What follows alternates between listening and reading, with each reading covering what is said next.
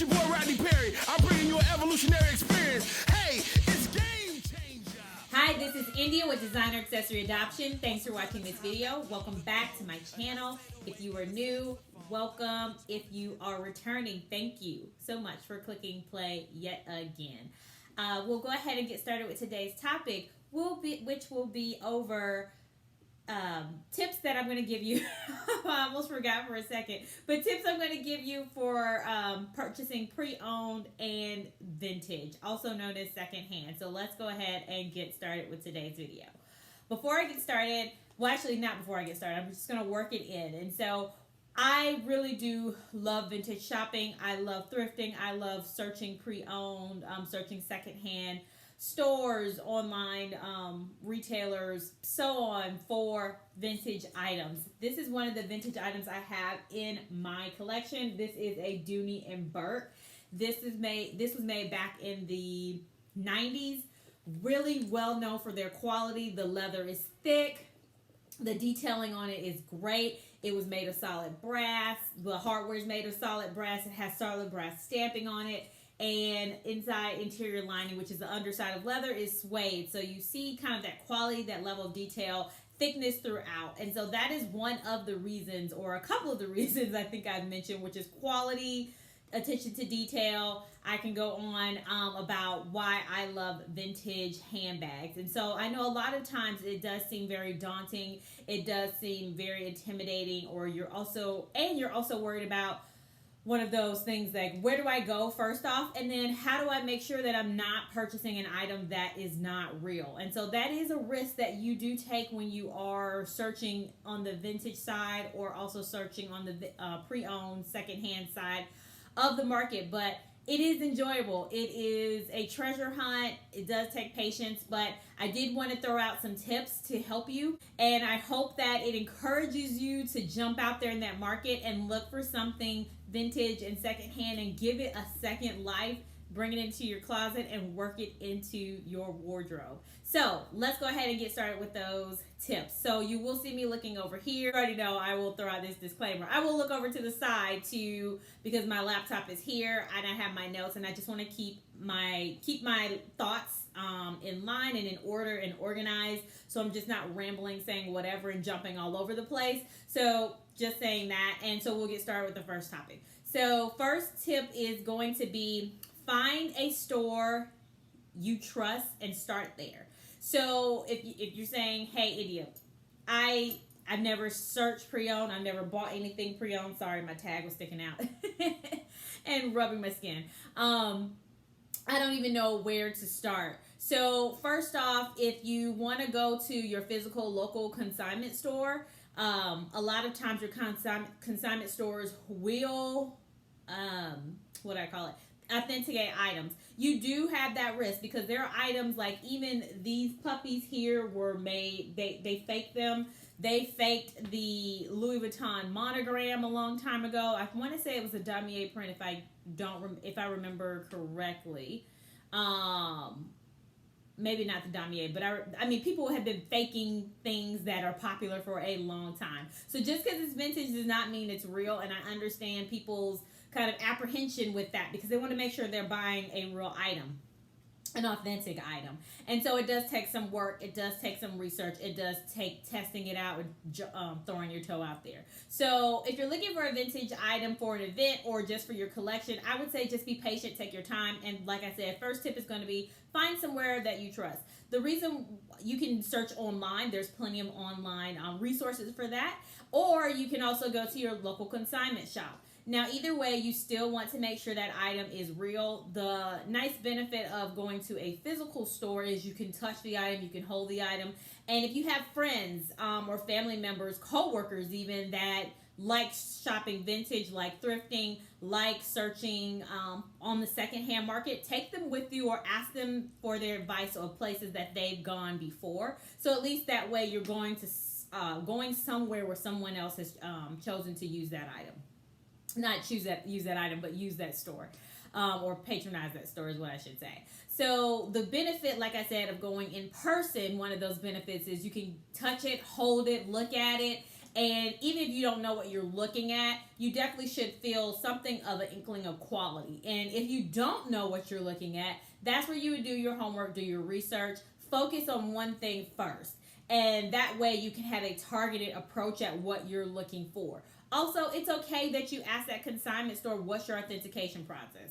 I'm not going to say that you're going to be able to do that with Goodwill, physical stores, but definitely consignment stores should have an authentication process that they go through, whether that is an in-house person who is very knowledgeable or whether they pay for a third-party company to do it. They should be able to answer that question for you. And if you're not comfortable, don't buy it. Move on. It may take a while, but you'll find another one. So I would say first target that one area there, which is either online or in person. And I did list out the benefit of going in person. So second up is going to be, just like I said, you're going to have to do your research and be willing to do your research. If you have a vintage item that you're focusing on, a lot of people do have like a certain vintage thing that they want to first start their hunt for. And do your research means going online and checking out blogs, going to kind of those like Facebook groups or those purse forum, for example, where you can see several threads by designer where people are willing to kind of authenticate items for you for free. They're very knowledgeable. You can look at those examples, look at those pictures, look at the details there just to make sure you're seeing what you know what you're looking for is pretty much what I'm getting at. Also, you can, that pretty much all of that involves doing your research. If you have a friend or a coworker, somebody you know that has one of the items from that era, you can definitely look at the era when that item was made. Definitely check their item out, look at it, just make sure you study it, take close-up pictures. That way you can compare it to what you're looking at, whether that's a physical item or online. But it's going to take some homework. You're not going to just be able to kind of like do like this and just grab a bag and say, I hope it's real. So if you don't want to waste your money and you just want to make sure that you're comfortable with your purchase, you're comfortable diving into it because it is some work, definitely do your homework, do your research things online. Everything online is not true. Everything online is not a hard, fast rule. I will say that. But definitely just grasp, start looking, start searching, take your time. And just, pretty much take your time and look at things and pay attention to detail. That is where the key is going to be, is paying attention to detail. So that means that you want to look at the stamping, whether handbags, like for example, the Dooney and Bourke, the hardware was engraved back then with 100% solid brass, was listed on the, not 100%, let me read it out. It doesn't say 100%. It's just this solid brass. So it's engraved with solid brass. So you want to look at those details. You want to pay attention to what the duck looks like. You want to also pay attention to the stamping of the hardware or the stamping of the leather parts. You also want to pay attention to the pockets. There's a lot of blogs out there that definitely go through a lot of detail, helping you identify. Also, those third party, even like your big box, I guess I should say, big box secondhand stores, those big ones that are making millions and millions of dollars every year, have kind of those informational general authentication guides on their website. Check those out. Check out those reputable places. Like there's some places that actually, a website that I had actually discovered that only sells Dooney and Bourke all-weather leather. So that person specializes in that area. They go through the history. They talk about the details. There's even a thread on there where people have actually sent in pictures to the person, and they are able to easily look at it and say, well, it's not real for this reason. Pay attention to those things because that's what you're going to need to catalog when you're looking for it. And that's why I say focus on one item first. I don't think it's easy for you to just jump out there and say, I want to buy a vintage bag. I don't know what vintage bag. I'm just going to find something, because there's too much information out there, too much to kind of take in and ingest and digest to even really, that becomes overwhelming really at some point. You can spread out later, but you really want to stay narrow and focus at first. So definitely do your research, and that's what I'm saying. Pick one item first that you're looking for and focus on that. do your research, do your homework, and take your time and be patient. Next up is going to be, also those third-party authenticators that authenticate items for you. They also will have informational details on their websites too. Check out those websites and read through what they're talking about as well, because that's going to help you when you're looking for your vintage bag as well. Next up is going to be, I already did it, which is pay attention to details. I kind of mixed it together when I was saying do your research, but you also do want to pay attention to details like I mentioned. I won't repeat it because I just grouped those together, so you already heard me say pay attention to details. But also make sure if you're able to physically feel the item, make sure you're paying attention to the feel of it. Also, what else did I want to say of that? The feel of it, and yeah, I'll leave it at that because I already had said it earlier and I don't want to repeat it. But all of those both of those work together when you're doing your research, also paying attention to details. That's going to help you within your research because you're focusing on a specific item and you're kind of looking through those details with a fine-tooth comb. So we'll just move on from there to our next tip, and that is going to be find something that you have. When you're looking for a vintage or a pre-owned item, you want to either find something that is going to be identified as something for a special event, right? So you know that it's going to be a versatile item that you can keep going back to for weddings and I was about to say funerals, but I don't want to say that. That's not a happy event, but weddings or graduation parties, dinners out with friends or your significant other, things like that. You kind of want to find that one special piece, or you want to find a versatile piece that you can kind of mix in your wardrobe, because the one thing that you don't want to do is you will see an item that is really special, really unique, really cool, but you have no idea how you're going to fit it into your wardrobe. So if you're at the point where you want to start collecting, that's great. You can jump into that and dive into it and find special items that you really don't intend on using very often. But if we're talking about from the subject or the lens of this, which is your tips for your first vintage or your second hand or pre-owned item, you don't want to find something that is so special, so out of the box that you cannot use it. Because then you felt like you've wasted your money. You put a lot of time into researching it. You put a lot of time into finding that item, and then you bought it, you're excited, and then 5 years later it's collecting dust because you haven't used it. You want something that's practical, something that you can work into your wardrobe. And so, for example, this one is kind of a great neutral because you have the navy and then the brown. So I can work this into my wardrobe. It's a great casual piece too. So if I'm a person where I wear jeans a lot, this is great for those times. It's also, so that's just an example before I ramble on too much. That's really what I'm saying. So you want to inventory your wardrobe, figure out what that item is that you want to focus on and search for your first piece. And then make sure that you're practical with your intentions with it, pretty much. So if you're going to use it as a special item, use it for special events, then you already have in your head, I'm going to spend X amount of dollars and I know I'll get my money's worth out of it over time.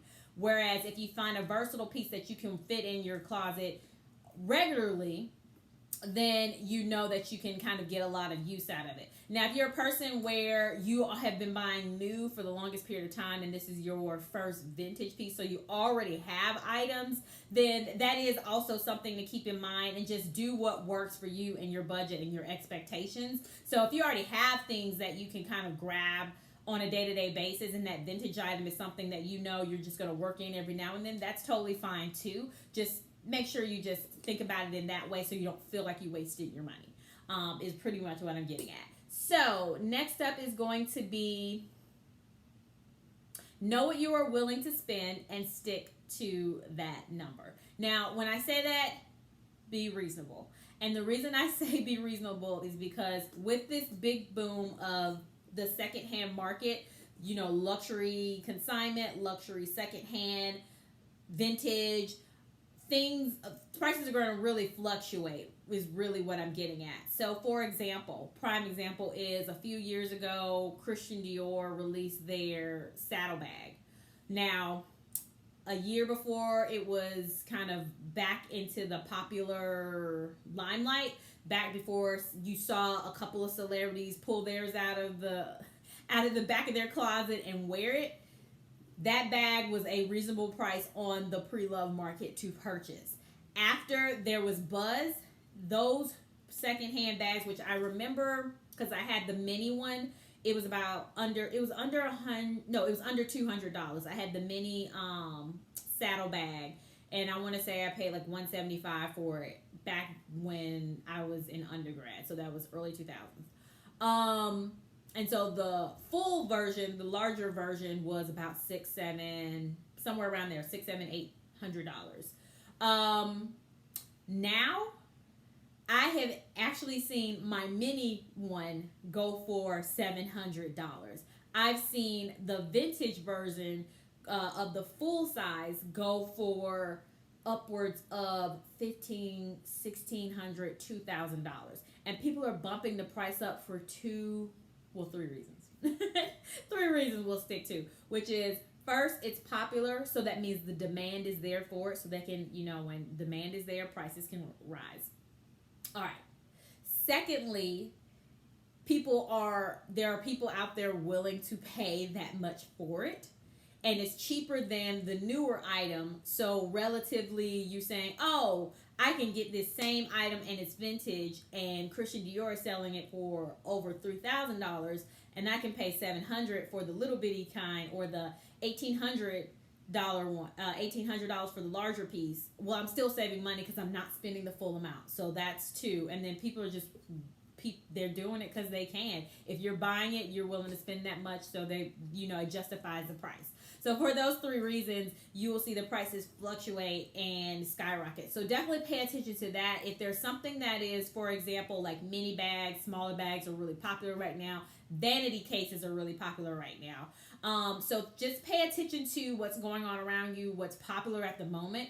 If something you desire is very popular right now, maybe you should think about waiting until it's no longer popular, and then that way the prices will fall back down, and then you can pay a more reasonable price for it. If you're willing to jump out there and pay the increased price because it's in demand at the moment, go ahead. If you're willing to spend it, go ahead and spend it. But definitely make sure you keep those things in mind. Stick to your budget. Stick to what you think is a reasonable price range for it. And when I say that, a reasonable price range, you have some people that feel like, this item was only selling for $200 in 1993. Well, the prices of a similar item by that fashion house is now selling for $500. So the pre-owned item, that vintage item, is maybe about $200.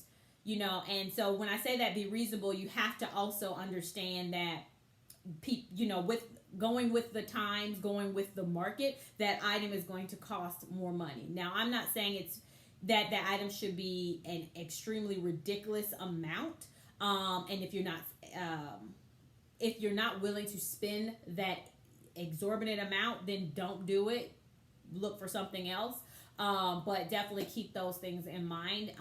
Definitely, if something is popular, the price is going to be high. You just know you're going to be paying a lot more money for it than you did when you saw it a year ago, or that you think it should be fairly priced at. So just wanted to get on that spiel there and just keep that in mind. So next up is going to be, don't settle for it if it isn't what you want. So that kind of goes hand in hand. Like, it may take you a year, it could take you 2 years, it could take you 3 years. If you have a list of conditions, which I do have a blog post, so I'll link that one down below, as well as I believe I have a video on it. And if I remember correctly, I'll link that one too. So that way, if you want to go back and see my tips for kind of what you should inventory, what you should think about when you're looking to purchase a new item, definitely check those out, because I give tips on that too. But definitely, if you don't settle, because you're going to feel bad about it. especially with some consignment stores. Some consignment stores do not allow for a return policy. And you really want to get it then, because guess what? Probably the next time you come back, it's going to be gone, because usually when there's one, and that's it. But at the same time, don't feel like I got to get this because I haven't found anything, and you're not at the core, you're not happy with what you're about to purchase, and you're just doing it because you feel like this is the next best thing, because you're gonna regret it later. So just don't do that. Just be patient. Just be willing to let it go, but tell yourself this is gonna be a long process. For example, like for me, I resell items, and so I have found this pretty puppy here in when I was thrifting, and it was a really great price. It was I don't remember exactly what it was, but it was in horrible condition. I could tell the quality was there because the leather felt great. It was heavy. The hardware was nice, so it was checking out as far as authenticity, but it was in terrible shape. It was marked up. It was dirty. And if that's not something you want to have as your special project to clean up or see if you can restore, don't go for it. If it has a big hole in it and you don't feel like you want to kind of research the third-party market to see can you get it fixed, move on.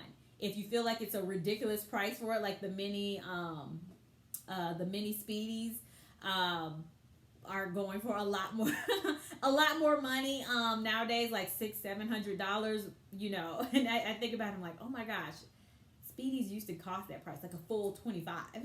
And this little bitty thing like this costs the same amount. It's just so crazy when you think about it. But I was kind of rambling there, but just definitely be patient, wait it out. If you're not willing to do the work for it, definitely don't jump into it, otherwise you'll regret it. Now, also on this other hot side of that is a lot of items are in usable condition, but they need some extra love and attention. So if your budget is a little bit lower, definitely consider purchasing an item that is what's considered damaged or in really bad condition or in fair condition, and buy those, and then pay a professional service, aftermarket service, to restore your item for you. You will have to sink some more money into it to get a good quality job, but at the same time, if that means that you can get that Chanel classic flat for $300, but then they can restore it, you give them, I'm just guessing here, another $300-400, you still got a really great priced vintage Chanel classic flat for less than what you would if you bought one off the pre-owned market and in pristine or in very good condition. So think about that. Think about what you're willing to deal with. I know some people will take items and use them as art projects because they're natural artists, or they know a company that can paint onto the handbag for them so they can paint over items. Things I get really scared about is slashes in the material or big holes and things like that. But I've seen some companies out there that are very talented at actually fixing those up, so that way it's hardly noticeable. So just consider what you're willing to work with and be realistic with yourself. All right, so next up is going to be, I already said this before, which is be patient. It's a hunt. It is a treasure, I was about to say a treasure chest, but it's a treasure hunt. You're going to be searching, and that's the thrill of it to me, is to search, and it's you know, lovely. I do a lot of my searching online, so it is a great kind of window shopping for me to look at these items on eBay and other sites like Poshmark and other retailers, Tradesy, and other places too that I go to search for items and look for stuff that I'm interested in purchasing in the future.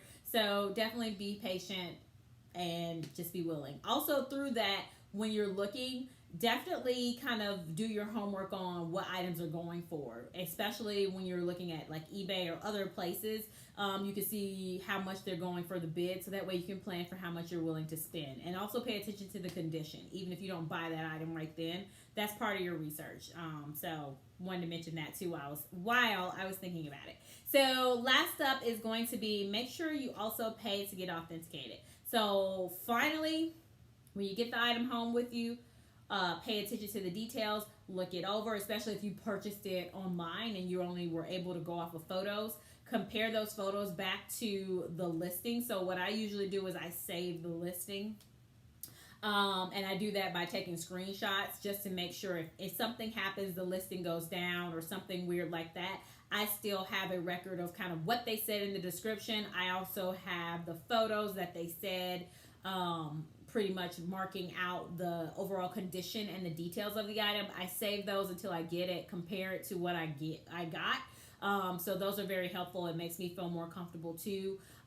So definitely do that. Also, you do want to pay to get it authenticated. If you're paying for this item, set aside the extra, depending on what you're buying. It could be anywhere from $25 to do an authentication to upwards of a little over $100 when you're talking about those really expensive like Hermes Kellys or Chanel's or anything like that. You may have to pay a couple $100 to get those authenticated. But you want to make sure you're setting aside the money to do that, to make sure you have another professional looking at it. The reason why you do that is because there are a lot of people that are like, for example, I have purchased through Fashion File before, and they authenticate their items.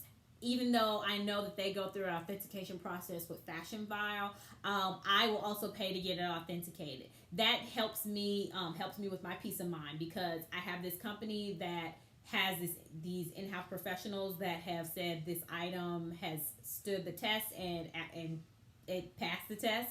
And then I also have a company that has no dog in the fight with the item that I purchased. So they're not leaning towards telling me it's real when it's not, type of a thing. And so if I have A telling me it's real and then B over here telling me it's real, definitely it's got to be real, because I had two independent people telling me that.